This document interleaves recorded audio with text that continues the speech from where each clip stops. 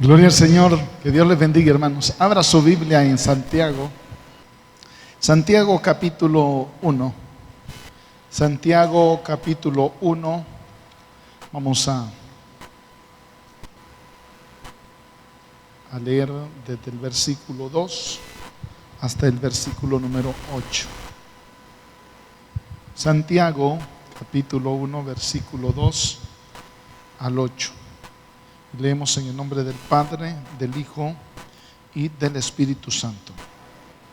Hermanos míos, tened por sumo gozo cuando os halléis en diversas pruebas, sabiendo que la prueba de vuestra fe produce paciencia. Mas tenga la paciencia su obra completa, para que seáis perfectos y cabales, sin que os falte cosa alguna. Si alguno de vosotros tiene falta de sabiduría, pídala a Dios, el cual da a todos abundantemente y sin reproche, y le será dada. Pero pida con fe, no dudando nada, porque el que duda es semejante a la onda del mar, que es arrastrada por el viento y echada de una parte a otra. No piense, pues, quien tal haga, que recibirá cosa alguna del Señor. El hombre de doble ánimo es inconstante en todos sus caminos. Amén. Tomen asiento, hermanos. Seguimos pensando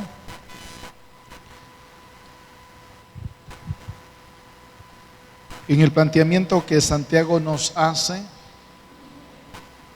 y lo importante, lo elemental, que nosotros podamos ver de manera positiva los momentos difíciles o adversos que podamos enfrentar en nuestro diario vivir y sacar algo positivo de ellos. Y hay algo muy esencial que nos dice el versículo número 4, que la paciencia debe tener su obra completa. Porque es riesgoso, mis hermanos, que estemos pasando por momentos de prueba y no cosechemos nada. Pasa la prueba solamente, pero no aprendemos. Enfrentamos la dificultad y no aprendemos. Enfrentamos los momentos adversos y seguimos sin aprender. Y por eso es que Santiago nos dice que la paciencia debe tener su obra completa, que tenemos que aprender a esperar en Él, dejar que Él sea Dios y que Él gobierne y controle plenamente nuestros actos y actitudes. Porque posiblemente podríamos quedarnos sin fruto si no reaccionamos ni respondemos de la manera que deberíamos de responder cuando estamos enfrentando las pruebas. Lastimosamente a veces llegan las pruebas y lo que nosotros hacemos como una reacción de nuestra vida es queja, es señalamiento, es falta de entendimiento, es incomprensión en relación a la soberanía y el gobierno de Dios. Entonces, como dice Santiago, lastimosamente la paciencia se queda incompleta y no podemos ser perfectos y cabales, como dice el versículo 4, porque el sentido es que crezcamos. Lógicamente usted y yo tenemos bien claro el sentido del versículo 4 cuando habla de la perfección. No se refiere a la perfección en el concepto tal como nosotros lo manejamos, sino se refiere a la madurez que se espera que nosotros alcancemos. Porque el sentido de la vida espiritual tiene que ver con eso, que cada día nosotros vayamos madurando, que cada día nosotros vayamos creciendo, que nuestra vida espiritual realmente se pueda reflejar a través de los actos y comportamientos que nosotros estamos teniendo. Pero como hemos mencionado en el martes antepasado, que para poder beneficiarnos de los problemas nosotros tenemos que someternos voluntariamente a la voluntad del Señor. Tenemos que poner voluntariedad, un sometimiento preciso. El Señor no anda buscando que usted y yo nos sometamos quejándonos, mostrando una actitud de falta de entendimiento incomprensible. De tal manera que está bien, Señor, voy a hacer lo que tú quieres, pero esa no es la forma, esa no es la manera. Y aunque cualquiera pueda señalar como que fuese un acto de sumisión incomprensible, en realidad, mis hermanos, la voluntad del Señor nosotros tenemos que recibirla con un corazón sensible y dispuesto, aunque tengamos que pasar problemas y dificultades. Porque si nosotros no nos sometemos verdaderamente a la voluntad del Señor, vamos a pasar problemas y volveremos a pasar y seguiremos pasando y seguiremos inmaduros sin crecer espiritualmente. Que usted no esté pasando problemas, pruebas o dificultades sin fruto, hermano. Que si usted está pasando pruebas y dificultades, aprenda, comprenda, entienda que hay un sentido, que hay una razón por la cual usted pasó esa situación, esa circunstancia que de repente le hizo llorar, que de repente le hizo ponerse triste, pero que usted sabe que Dios tiene un objetivo de formar su carácter, de ayudarle a crecer, de negarse a usted mismo, de menguar en áreas débiles de su vida, de tal forma que permite que el Señor trabaje con usted. Jesús pasó 3 años y medio trabajando con el carácter de sus discípulos. Su objetivo fue formarles. No los dejó sin formación. De hecho, cuando Él fue a la cruz, consideró que ellos ya estaban aptos, que lo que necesitaban era la unción del Espíritu Santo para expandir la obra que Él había comenzado, y así fue. El día de Pentecostés, 10 días después de que Él había ascendido al cielo, el Espíritu Santo se derramó sobre aquellos hombres que habían llorado, que se habían lamentado, que tenían 50 días de estar llorando por la muerte, y ahora que Jesús ya realmente se había ido, 10 días de duelo, y qué va a pasar, y qué va a pasar, y qué va a pasar, solo dependían de la voz que Jesús les dijo: no se vayan de Jerusalén antes de que sean investidos del poder del Espíritu Santo, porque van a recibir poder y van a ser testigos en Jerusalén, en Judea, en Samaria y hasta lo último de la tierra. Pero esperen, sométanse, permitan que la obra sea completa. Dios puede obrar en nosotros, pero si nosotros no ponemos disponibilidad para someternos a la voluntad del Señor, definitivamente Él no puede tratar con nosotros. Él querrá hacer su obra, pero si nosotros no ponemos disponibilidad, nos vamos a quedar sin fruto, hermano. Y volveremos a pasar por la misma experiencia, y volveremos a enfrentar el mismo problema, y volveremos a enfrentar la misma dificultad, porque nosotros no queremos cederle el espacio al Señor. Y Él quiere controlar, Él quiere gobernar, Él quiere dirigir nuestras vidas. Debe haber una voluntad totalmente rendida al Señor. Y yo quiero que usted piense en esta noche: ¿tengo yo realmente mi voluntad rendida al Señor? ¿He rendido todo a Él? ¿O de forma caprichosa hago lo que me da la gana? ¿O de forma caprichosa cuando quiero obedezco y cuando no, pues no? De todas maneras, yo soy dueño de mi vida y conmigo nadie se mete. Si decide y quiere que Dios opere y trate con su vida, tiene que haber sometimiento. Y no sometimiento a una doctrina de una congregación X, a un rótulo, a un pastor o a un líder. Sometimiento a la palabra. Sometimiento a lo que Dios dice a través de ella. Sometimiento al precepto que Dios tiene para nuestras vidas. Y ahí es donde entonces nosotros tenemos que ver. Y usted y yo tenemos que conocernos. ¿Cuál es nuestra debilidad? ¿Cuál es la parte donde nosotros nos aferramos a nuestra naturaleza humana e impedimos que Dios trabaje y que Dios opere. ¿Qué áreas de mi vida son las que yo realmente no le estoy rindiendo al Señor para poder de manera consciente rendirme delante de Él y que Él pueda glorificarse? ¿Sabe, hermano y hermana? El cristiano maduro no discute con la voluntad de Dios. El cristiano maduro no entra en pleito con la voluntad del Señor. Más bien la acepta y la obedece gozosamente. Cual María le dice, Señor, he aquí tu sierva, he aquí tu siervo, hágase conmigo conforme a tu voluntad. No entiendo, no comprendo, no sé qué es lo que va a pasar conmigo, no sé lo que va a ocurrir, pero aquí estoy. El problema es que nosotros empezamos a racionalizar, empezamos a meditar, empezamos a cavilar con nuestros pensamientos. Y, ay, pero si es que yo hago esto, tengo que dejar aquí, tengo que hacer allá. Y empezamos nosotros mismos a reconvenirnos a nosotros mismos, porque lo que queremos es sentirnos bien con nosotros mismos. Porque la voluntad del Señor no está preguntándole si usted se siente bien humanamente. La voluntad del Señor le dice, sométase. Al final de cuentas, los beneficiarios somos nosotros mismos. La bendición es para nosotros mismos. Y le decimos, Señor, aquí estoy.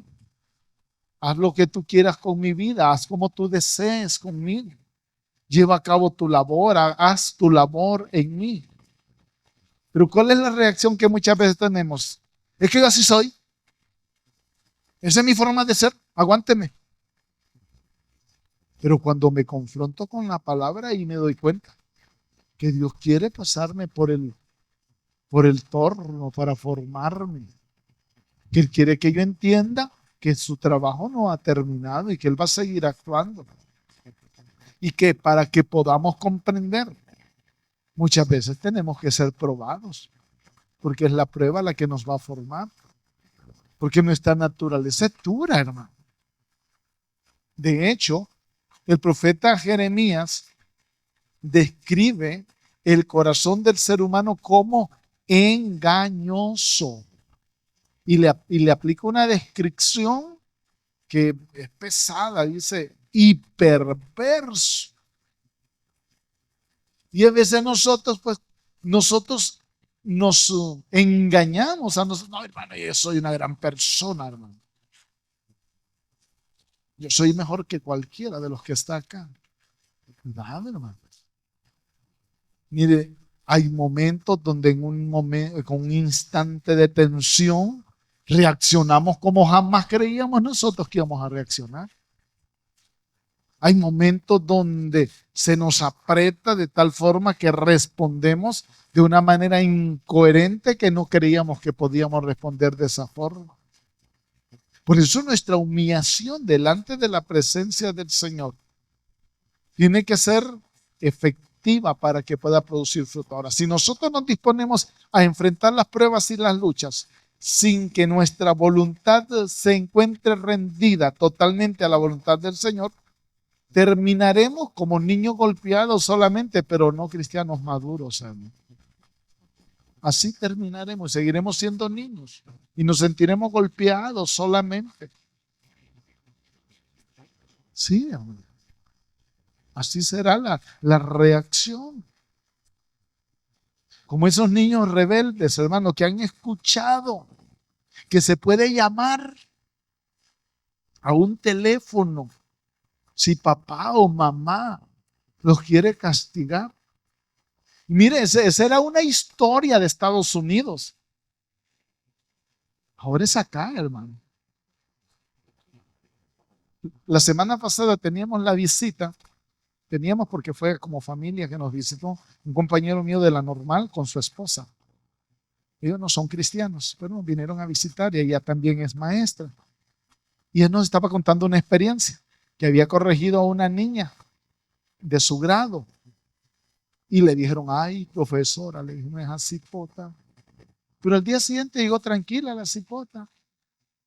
Y le dijeron las compañeritas, ay, que no hiciste nada contra la maestra. No, es que a la maestra yo la amo mucho, que se ha liberado, dice que le dijo, porque a mi mamá la metía a la fiscalía, dice que, pero a usted yo la amo, dice que, a la maestra. Se libró, dice, por la maestra la había castigado. Y estamos hablando de un pueblo de Lloro, hermano. De un pueblo, no es ni de una ciudad. Como muchos de esos niños hay por ahí sentados, hermano, que pasa la prueba y más rebeldes se ponen en lugar de aprender, en lugar de cederle el control al Señor, más rebeldes. Entonces nos quedamos sin aprendizaje, nos quedamos sin formación. Esas lágrimas que muchas veces se lloraron, solo fueron eso, lágrimas que se lloraron, pero no formativas.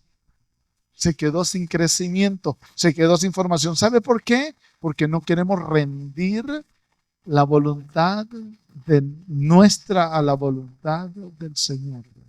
Entonces, las pruebas vendrán con un sentido, hermano. Las pruebas vendrán con una razón. Va Jonás huyendo. Y la gran tempestad. Y él se fue para abajo del barco a dormir. Todos los demás bien preocupados en el barco, está botando todo lo que era la carga del barco con el objetivo que no se hundiese el barco. Jonás bien dormido. Y el director, el capitán del barco bajó y lo halla dormido y le dice, ¿qué tiene, dormilón? Mira que nos vamos a hundir. Y él tranquilo, clama a tu Dios, tal vez el Dios tuyo nos oye. Y siguieron botando cosas y echaron suertes a ver quién era el culpable, y la suerte le cae a él. Dinos, le dice él. Pero así, tranquilo, hermano. No, dice, es que yo sirvo al Dios de Israel y ando huyendo de él. Pero tranquilo el Jonás, hermano. Sí, la marca de la rebelión, hermano. Y les dice, si me echan al mar, se va a calmar la tempestad. Bien sabían. Y no querían echarlo. Pero cuando ya vieron que era imposible, Jonás para el agua. Y ahí estaba el pez. Dentro del pez, capítulo 2 de Jonás, usted puede encontrar ahí ese Jonás clamando y clamando, ay Señor, si tú te dignas sacarme de... Bueno, se arrepintió ahí, hermano. El pez lo vomita. Váyase la tarea. De aquí a 40 días, Nínive será destruida. Pero se va y se sienta a la orilla de Nínive a esperar. Y nada, hermano, no pasó nada. Esperando que el Señor matara a los ninivitas. O sea, el carácter de Jonás era complejo, hermano. Muy complejo. Yo quiero que deberíamos de revisarnos si no estamos parecidos a él, hermano.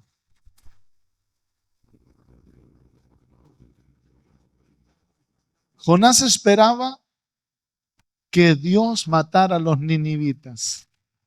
El problema es que los ninivitas, cuando oyeron su mensaje, se arrepintieron. Se humillaron. En ayuno y oración, hasta los animales los pusieron en ayuno, hermano. La gente se arrepintió. Pero eso no le gustó a Jonás. Para enseñarle el Señor una pequeña muestra de su misericordia, en una noche hizo que una gran parra creciera y lo cubría del sol a Jonás. Pero la siguiente noche preparó un gusanito el Señor, el gusano se comió la parra y al día siguiente no había parra. Y el sol lo quemaba y molesto el Jonás. ¿Y sabe qué? El Señor le pregunta, Jonás, ¿estás enojado? Sí, le dice, hasta la muerte. Con Dios, hermano, con Dios. Entonces nosotros criticamos a Jonás, pero a veces así nos comportamos nosotros, hermano. No entendemos, no comprendemos cuál es el propósito de Dios porque queremos que se haga lo que queremos, pero no lo que Dios dice. Y solo rendida nuestra voluntad al Señor, entonces se hará lo que Él diga, no lo que nosotros queremos. Te duele la parra, ¿verdad? Sí, le dicen.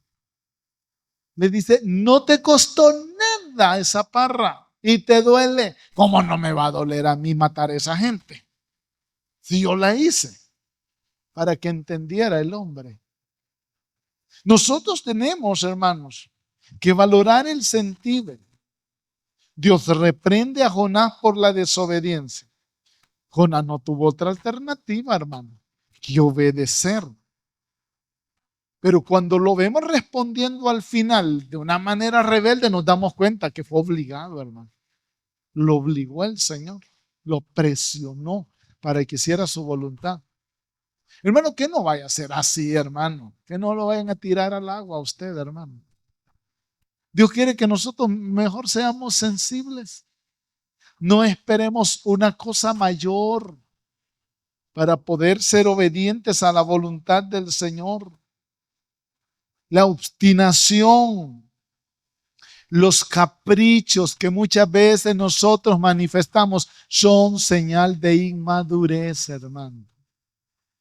Son señal de actitud de un corazón que no se ha rendido al Señor. Su trato, mi trato no es con hombre alguno, es con el Señor, hermano. Y aquí es donde entonces tenemos que darnos cuenta, es Él el que está trabajando con nosotros. Es Él el que está actuando en nosotros. Es Él el que nos está permitiendo a nosotros pasar por ciertas situaciones para que aprendamos. Pero lastimosamente a veces nos pasan situaciones y se nos olvidan. Se nos olvidan. Pasó el problema, se resolvió la dificultad, vuelva a lo mismo. En la misma condición. Pero Dios quiere que nosotros no solamente podamos pasar las dificultades, sino que las aprendamos de manera correcta, de manera precisa, rindiendo nuestra voluntad a Él, dándonos por completo y por entero. No podemos seguir haciendo lo que nos viene en gana, hermano. No podemos seguir viviendo. ¿Sabe por qué están viniendo pruebas? ¿Sabe por qué estamos enfrentando pruebas? Porque el Señor quiere formarnos, hermano. Porque el Señor está trabajando con nosotros. Porque el Señor se está glorificando con nosotros. El proverbista dice, un par de varazos no va a hacer que se muera nadie. No es para muerte, hermano. La prueba no es para muerte, es para crecimiento. Ahora, si necesitamos otros 2 varazos, pues también que vengan entonces. Pero es que tenemos que aprender, hermano. Y el aprendizaje es tan personal, es tan particular, es tan individual, que si otros aprendieron, habrá que ver si usted y yo aprendimos.